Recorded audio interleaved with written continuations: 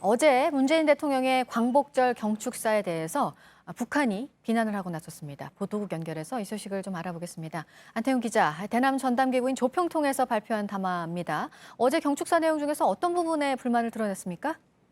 어제 경축사에서 문재인 대통령은 평화 경제를 강조했습니다. 남북 협력을 통해서 평화 경제를 이루겠다라는 것인데 이 부분을 지적하고 나선 것입니다. 말대로라면 남측이 평화 체제를 구축하기 위해서 노력하고 있다라는 얘기인데 실상은 그렇지 않다라고 주장한 것입니다.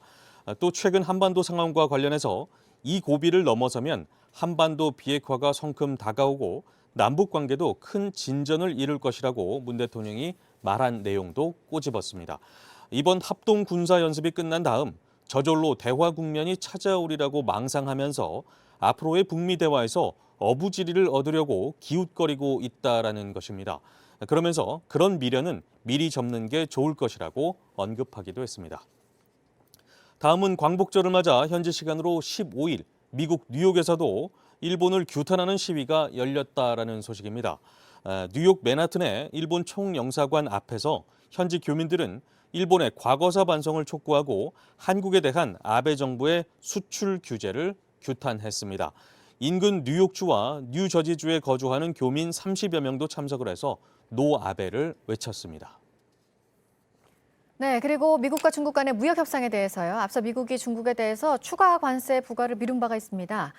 그런데 트럼프 대통령이 미국의 조건대로 합의가 돼야 된다 이런 말을 했네요. 네, 거듭해서 중국을 압박하는 모습입니다.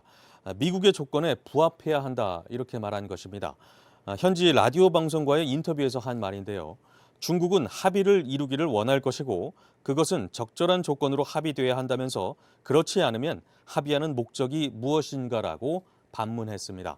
트럼프 대통령은 또 무역 갈등으로 인한 투자자들의 우려와 관련해 며칠 동안 좋지 않은 날들을 보냈다면서도 향후 전망에 대해선 아주 좋은 날을 보낼 것이다 라면서 낙관적인 입장을 밝히기도 했습니다.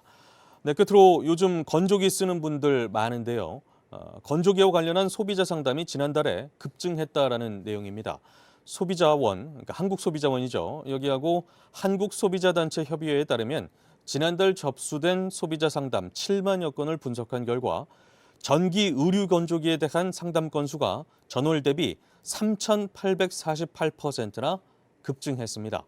지난해 같은 달과 비교해도 2,896%나 늘었습니다. 최근 들어 콘덴서 자동 세척 시스템이 적용된 건조기에 악취와 먼지낌 현상에 대한 문제가 온라인을 중심으로 제기된 바 있습니다.